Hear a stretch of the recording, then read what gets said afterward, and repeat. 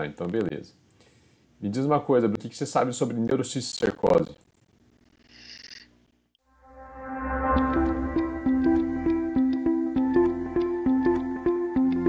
É uma confusão muito comum que as pessoas fazem, tá? Você tá me enxergando aqui, né? Tô. Tá. É uma confusão muito comum que as pessoas fazem, porque elas acabam misturando ali dentro do mesmo o ciclo da teníase, né, e da neurocisticercose. Eles fazem parte do mesmo ciclo, na verdade, mas daí acaba misturando teníase com neurocisticercose, né? Então, a neurocisticercose e a teníase são duas doenças diferentes, tá? Eu vou mostrar no esqueminha aqui. Uhum. Tá conseguindo enxergar? Não sei como Tô. está a resolução. Então eu fiz um esquema bem resumido aqui para mostrar para você qual que é a diferença, né? Então esse aqui que eu ilustrei é o ciclo da teníase, tá? Então a teníase é aquela doença parasitária que é causada por um parasita que parece uma fita bem alongada, né? Eu não sei se você lembra das imagens que você estudou na faculdade, mas é um bicho bem alongado e, e é composto por pequenas unidades chamadas de proglotes, né? E as proglotes elas contêm ovos que são fecundados, né? E esse bicho ele fica no nosso intestino, certo? Certo? Uhum. Daí o ser humano elimina os ovos fecundados ou proglotes com ovos fecundados e ou o ovo ou a proglote, o porco. Eu tentei desenhar um porco, ficou parecendo uma vaca aqui, por isso que eu coloquei a legenda aqui, porco, tá? Daí Uhum. o porco ele come o ovo ou a proglote, certo? Certo. Quando um desses dois chega no intestino do porco, ali o ovo libera a oncoesfera, que entra na circulação sanguínea do porco. E guarda bem, tá? Na circulação sanguínea do porco, que isso aqui vai ser importante para a gente entender a fisiopatogenia da neurocisticercose, tá? Então Tá. cai na circulação a oncosfera e vai se alojar principalmente na musculatura. Esse aqui eu tô imitando um músculo aqui, tá? Então no músculo, a oncosfera se aloja e dá origem ao cisticerco, Sim. tá? Então o cisticerco ele tá formado ali no músculo, na carne do porco, né? Aí o que acontece? Se a gente come a carne mal cozida do porco, com um cisticerco viável, aí o Scolex, que é essa bolinha preta aqui dentro do cisticerco, vai dar origem, tá? A mesma bolinha preta aqui, à teníase no intestino. Uhum. Tá? Então, quando a gente come a carne mal comida contendo cisticerco. Aí o que acontece? A neurocisticercose, então, não é esse ciclo aqui que a gente segue. Na verdade, quando ocorre a neurocisticercose é quando o ser humano assume o papel do porco. Uhum. Né? Então, a gente adquire a neurocisticercose não comendo a carne mal cozida do porco. A gente adquire quando a gente está comendo, num português bem claro, a gente está comendo merda. A gente está comendo, não fezes propriamente, mas está comendo comida ou água contaminada com ovos, né? Ou proglote é, com ovos, né? Uhum. Então a gente está assumindo o papel do porco. Então daí no nosso organismo, esse ovo, ele vai entrar na circulação, dar origem à oncosfera, cair na nossa circulação e daí vai cair, pode cair na nossa musculatura também, mas é muito frequente daí no ser humano cair também no encéfalo, faz de conta que é o cérebro isso aqui, tá? Então Tá. cai no encéfalo, causando daí a neurocisticercose, Uhum. tá? Entendeu? Então, não é através da carne mal cozida do porco que a gente adquire, é adquirindo comida ou água contaminada pelos ovos. Tá Conseguiu bom. entender a diferença? Consegui. Tá. E é muito comum, sabe, fazer esse tipo de confusão, né? Porque a gente lembra do ciclo da teníase e pensa que é a mesma doença, mas não é a mesma doença. É a gente assumindo o papel do porco, tendo a neurocisticercose. Então, esse aqui que é o ciclo da neurocisticercose.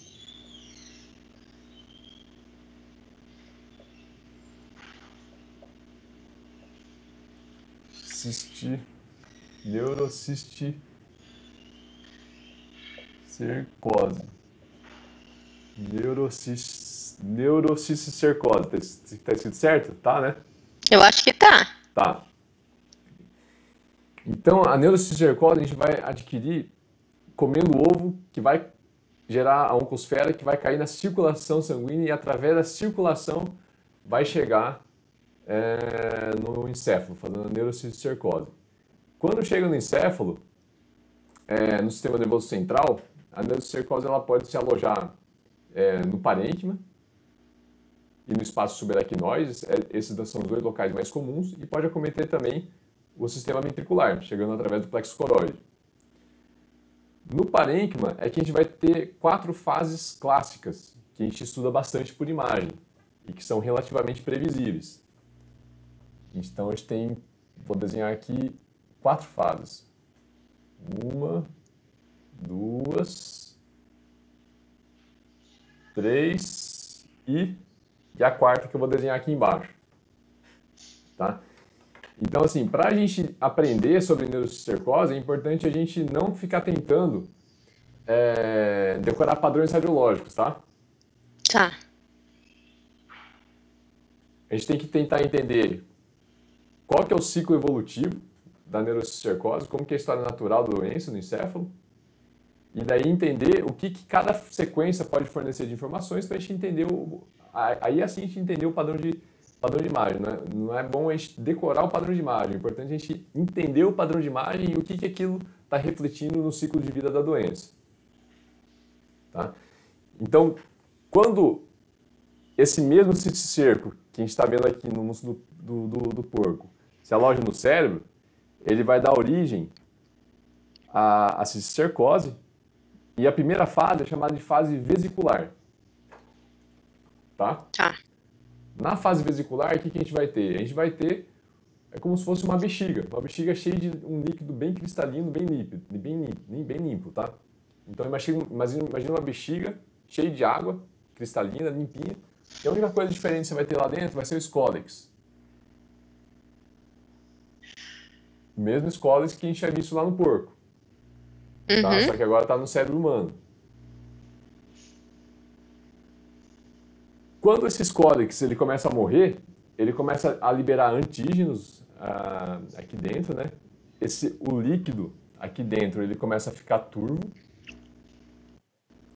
Tá? Então, aqui a gente está passando para a segunda fase. Então, a gente tem aqui uma bexiga com um líquido bem limpo. Aqui a gente vai ter o Scolex, ele começa a degenerar. O líquido ele começa a ficar meio turvo. E quando ele começa a degenerar, nosso sistema imunológico começa a reconhecer o cisticerco no encéfalo. Quando está nessa fase aqui, geralmente ele fica quietinho lá no nosso cérebro e não acontece muita coisa. Nessa fase, conforme começa a degenerar e o líquido começa a ficar turvo, o sistema imunológico começa a reconhecer o cisticerco. E quando o nosso sistema imunológico atua contra o cisticerco, o que você imagina que acontece? Formar um anticorpo contra ele. Forma anticorpo contra ele. E ocorre também inflamação. Tá? Então começa a acontecer inflamação.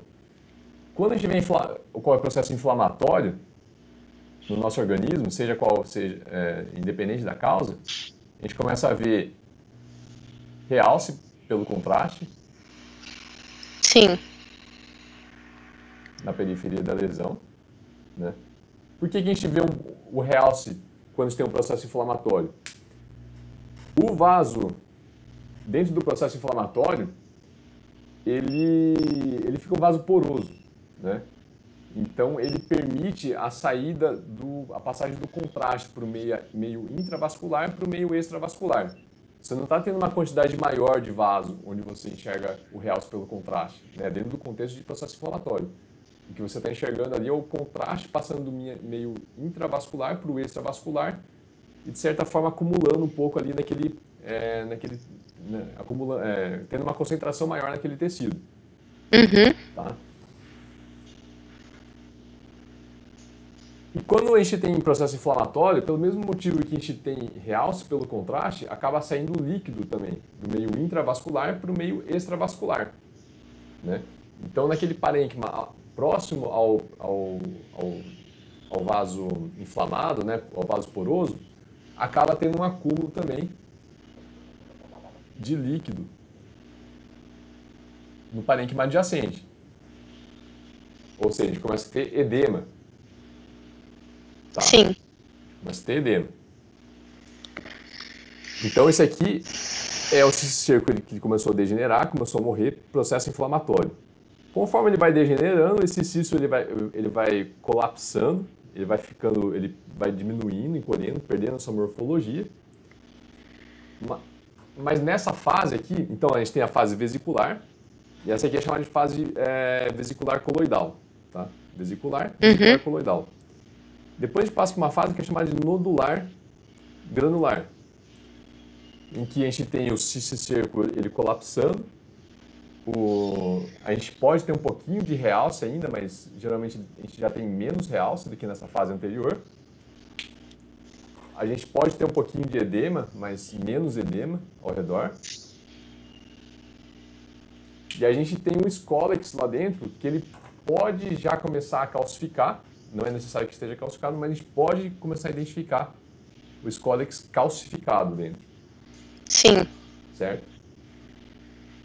E por fim, quando ele termina de degenerar o cisticerco, a gente vê só uma imagem calcificada residual, que é muito, muito comum a gente identificar nos pacientes através da tomografia. Né? A gente vê múltiplos focos de calcificação no parênquima. Sim. Você conseguiu entender a história natural da doença aqui, da neurocisticercose? Sim. É bem tranquilo, né? Sim, tranquilo.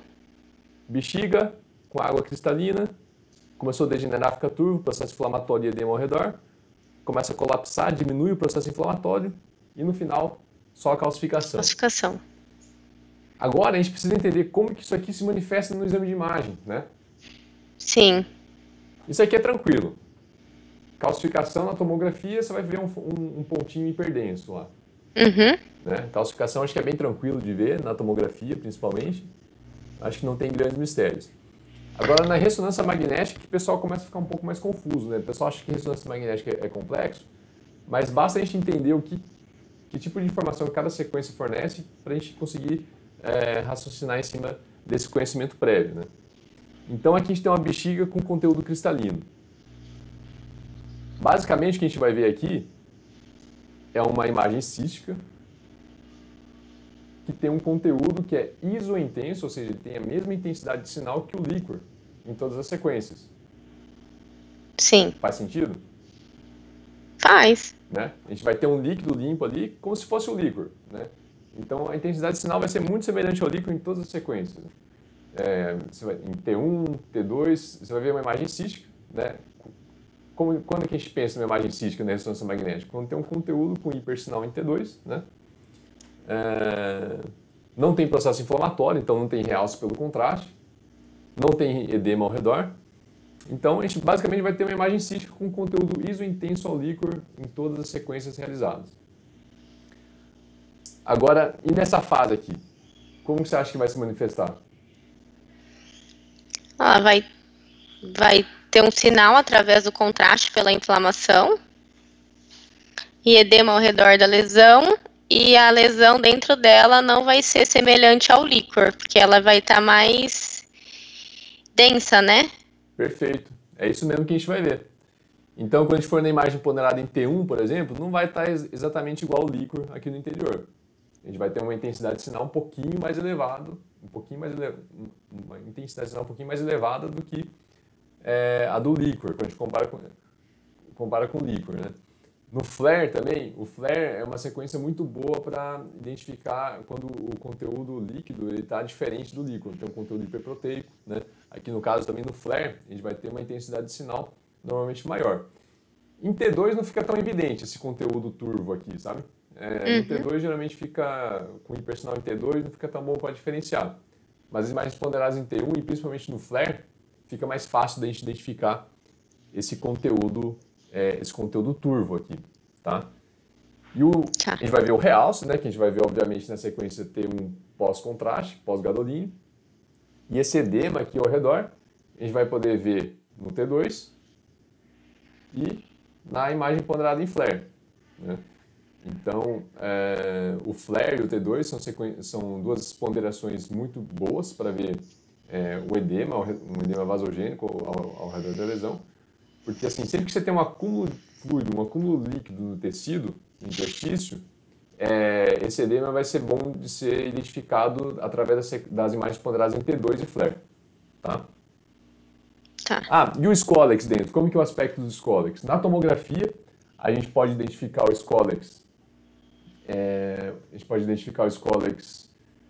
como uma imagem hiperdensa, não calcificada, mas uma imagem, uma bolinha um pouquinho mais densa, mais hiperdensa, né? E no T2 não é tão bom para ser identificado. A gente consegue identificar de forma um pouquinho mais fácil através da imagem ponderada em flare. E também uma sequência que é muito boa para ver detalhes anatômicos que tem contato com o líquido, que é a sequência 3D-Cis ou a sequência Drive. Essas duas sequências a gente usa normalmente para avaliar pares cranianos, né, imagens císticas, detalhes de lesões císticas, pequenas estenoses no sistema ventricular. Então, são sequências que dão um detalhamento de coisas muito sutis, né? Então, é uma sequência muito boa também para identificar o Scolex. E a partir dessa fase aqui de degeneração, o Scolex também ele pode apresentar restrição da difusão da água. Então, na sequência de difusão, o Scolex ele pode ficar um pouco mais evidente, pode ter um hipersinal na sequência de difusão, na imagem B1000. Tá? Tá. Então, essas características de sinal que a gente observa aqui, a gente continua observando aqui na fase nodular granular, né? Com o detalhe de que o cisto está colapsando, e a gente vai ter achados menos evidentes, né? A gente vai ter menos realce e menos edema ao redor da lesão. E o Scolex, mais uma vez, ele pode estar já calcificado ou não, né? Mas nessa fase aqui final, com certeza a gente vê a calcificação. Aí a calcificação a gente vê com uma imagem hiperdensa na tomografia, é tranquilo de ver, né? Uma calcificação. E na ressonância magnética, a gente vai observar a calcificação através da sequência T2 gradiente eco ou através da sequência SWI, que é uma sequência muito mais sensível, é como se fosse um T2 gradiente eco mais potente, né? Então, ele vai ter uma sensibilidade muito maior para ver a calcificação. Agora, é importante a gente entender que existem essas 4 fases aqui, mas elas são um contínuo, né? É uma coisa contínua aqui, não é assim, tá nessa fase, daí pula para essa fase, depois pula para essa fase, pula para essa fase. Então, eventualmente a gente pode ter algum padrão de imagem que está no meio do caminho aqui. A gente não precisa observar sempre uma dessas 4 características aqui. Sim. Tá certo? Existe também uma 5ª fase, que é mais difícil de a gente identificar. Deixa eu baixar um pouquinho aqui. Às vezes, o que ocorre? Então, na fase final, a gente tem essa lesão calcificada, né? Algumas vezes, o paciente ele tem aquela lesão calcificada que fica quietinha ali no encéfalo por muito tempo e, por algum motivo, nosso sistema imune, né, do hospedeiro, ele começa a reconhecer de novo o antígeno daquela lesão residual. E daí o que acontece? Quando ele começa a reconhecer o antígeno, começa a ter processo inflamatório de novo. Então a gente começa a ver realce ao redor daquela calcificação. E volta a ter edema também ao redor da calcificação. Tá? Quando a gente identifica esse padrão aqui de uma lesão calcificada com realce pelo contraste e edema, a gente não consegue saber, tirando uma foto, né, no momento único de acompanhamento daquele paciente, saber se essa imagem aqui está no meio do caminho aqui, entre a fase nodular granular e a fase granular calcificada, ou se é uma lesão que ficou calcificada, residual, ficou quieta durante muito tempo e voltou a ter atividade inflamatória. Sim. Tá? Para a gente fazer o diagnóstico dessa fase última, dessa 5ª fase aqui, que pode ocorrer ou não, a gente tem que ter um controle do paciente, mostrando lesões calcificadas sem realce e sem edema, e depois de um tempo, começar a ter atividade inflamatória novamente. Conseguiu entender? Entendi. Assim, na prática, quando a gente vê esse padrão aqui e não tem histórico do paciente, daí eu descrevo que pode ser ou tá aqui no meio, né, passando da fase nodular granular para calcificada, ou ou corresponde a uma reativação. E daí eu sugiro correlacionar com... É porque geralmente no dia a dia, na prática, a gente não tem acesso a muitas informações e exames anteriores dos pacientes, né? Sim. Então eu recomendo correlacionar com exames anteriores, se estiverem disponíveis, né? Não dá para ter certeza. Mas se não estiver disponíveis, daí pode corresponder a um ou outro. Sim. Tá? Então tá, eu vou mostrar agora alguns exames aqui para você ver exatamente o que eu comentei aqui desses padrões de imagem, né?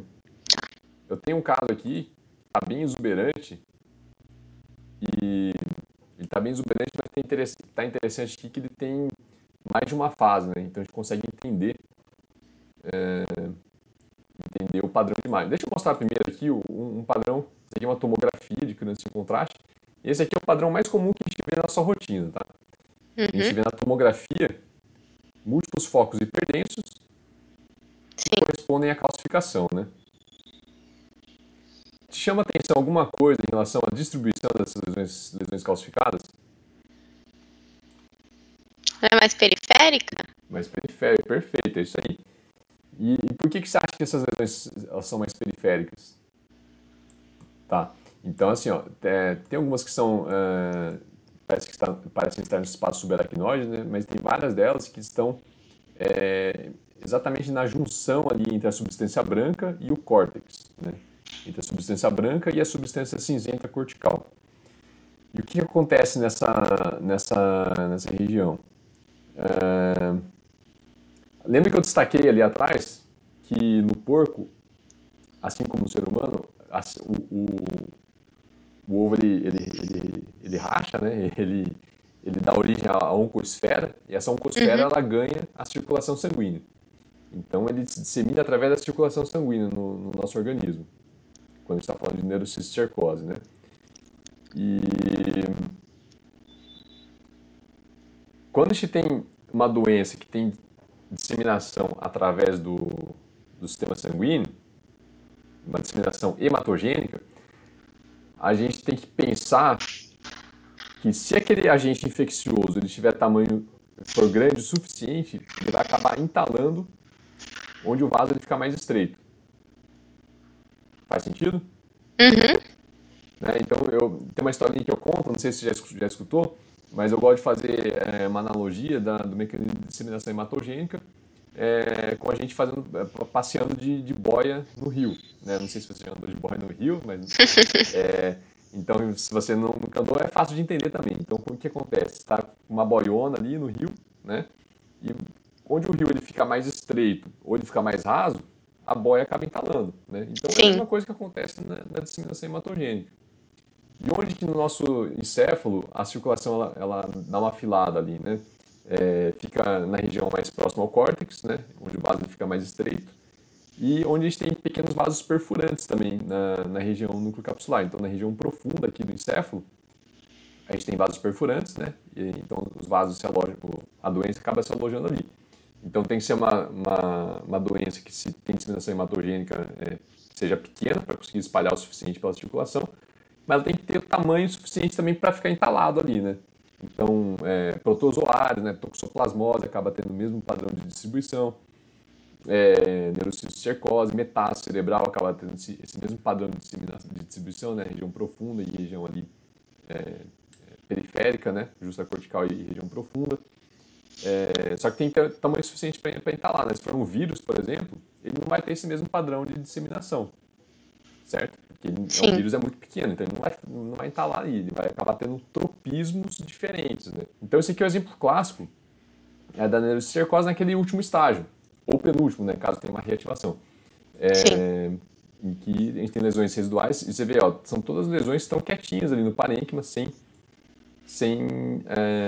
causar inflamação. Aí se você faz um controle e vê edema, né, no caso da tomografia, a gente vê uma área hipodensa ao redor, e o realce, pelo contraste, é sempre mais fácil de ver na ressonância magnética, a gente começa a ver realce ao redor da calcificação, daí a gente pode pensar numa reativação. Esse outro paciente aqui, ele tem mais de um estágio, né? Então a gente tem algumas lesões aqui, deixa eu pegar uma lesão. Ó, tá vendo que no flare, o Scolex, ele fica muito mais fácil de ser identificado do que no T2, né? Sim. Então a gente vê uma imagem cística.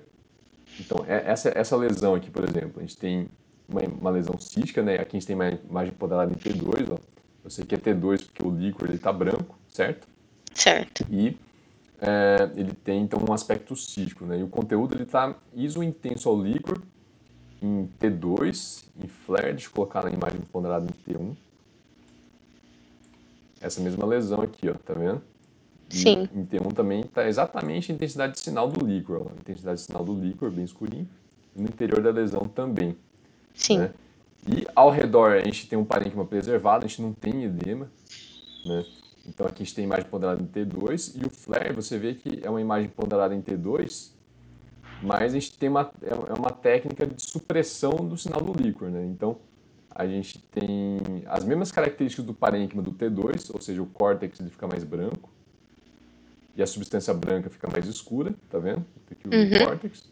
Então, o parênquima tem o mesmo padrão, mas a gente suprime o sinal do líquor. Então, o interior ele fica com, assim como o sistema ventricular, ele fica hipointenso, né? Sim. Então, o que sobra de hipersinal no flare é ou um conteúdo hiperproteico no interior do cisto, ou no parênquima um edema, né? Então, olha a diferença dessa outra lesão cística, né? A gente tem uma lesão com hipersinal em T2, mas olha só como está diferente, né? O que está diferente dessa lesão aqui em relação a esse aqui?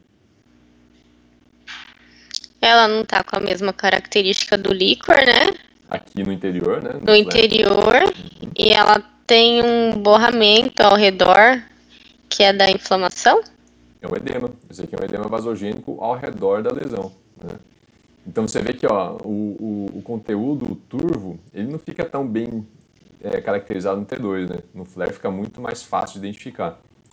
No T1 ele fica diferente também. Aqui. Tá vendo? Essa aqui é a mesma lesão. Ó. Vou colocar um marcador aqui. Sim. Né? Então você vê que está diferente, mas no flare chama mais atenção ainda porque o líquor ele fica assim, ele destaca mais, né? Ele destaca mais quando tem um conteúdo hiperproteico, um conteúdo mais turvo, né? E quando essa mesma lesão a gente identifica aqui no pós-contraste, a gente vê ó, um realce pelo contraste, né? A gente vê esse hipersinal que corresponde ao realce pelo contraste. E outras lesões a gente consegue observar características semelhantes, né? Olha essa lesão aqui em cima, né? Como tem bastante edema ao redor, a gente observa realce pelo contraste também, né? Então essa aqui é um cisticerco que está degenerando com bastante processo inflamatório, né? Pode ser uma fase vesicular coloidal. Então a gente tem diferentes fases aqui, né? Olha só, é fácil no flare, fica bem mais fácil no flare de identificar o Scolex ali no interior, né? Scolex, então você vê uma imagem cística com um nódulozinho no interior excêntrico, a gente tem que pensar na possibilidade de neurocisticercose, né? E daí essas outras características vão permitir a gente diferenciar em qual fase de evolução da neurocisticercose que a gente está observando, né? Se tiver edema ao redor, se tiver realce pelo contraste, né? E a calcificação na neurocisticercose, como que a gente observa? A calcificação a gente observa através dessa sequência aqui, que é a sequência T2 gradiente eco, né? Onde o parênquima fica todo meio brancão ali. Ele parece uma imagem ponderada em T2, né? Você vê que o líquor fica branco também, mas é uma sequência em que a calota craniana fica muito escura, a gordura da tela subcutânea também fica toda escura, a diferença da imagem ponderada em T2, né?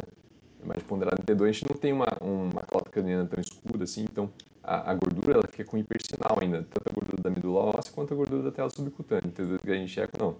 A gente daí fica com o parênquima também mais brancão, é uma imagem mais feia, né? No T2 a gente tem uma maior definição anatômica, no T2 gradiente eco a gente tem uma menor definição anatômica, e ela vai ser bom para identificar alterações com hipossinal, né? E o que causa hipossinal na sequência T2 gradiente eco? Calcificação ou depósito de hemociderina, principalmente. Tem outras coisas, tem depósito de ferro. O principal, né, na nossa rotina, a gente sempre fica nesses dois diferenciais principais, principalmente quando tem lesão focal. Calcificação ou depósito de hemociderina, né? Então, é assim que a gente observa a última fase da neurocisticercose, né? Como lesões, focos de hipossinal com distribuição, olha só, esse aqui é outro paciente, não é o mesmo paciente, mas é a mesma distribuição, né? Distribuição periférica, porque é ali onde os vasos ficam mais estreitos e a doença acaba se alojando. Sim. Né? Aqui também, aqui está muito difuso, né? Parece qual que é o padrão de distribuição? Padrão difuso, né? Está no cérebro inteiro. Mas se você reparar bem, ele poupa, tem uma relativa preservação aqui da substância branca mais profunda, né? E tem um acometimento mais difuso aqui na região periférica, cortical, e na região profunda, que é exatamente onde tem os vasos perfurantes. Tem que na ponte também tem um pouco de vaso perfurante, embora não seja tão comum acometer essa região.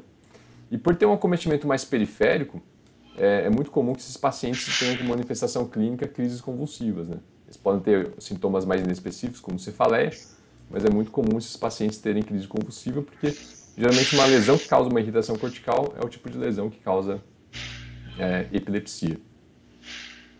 Sim.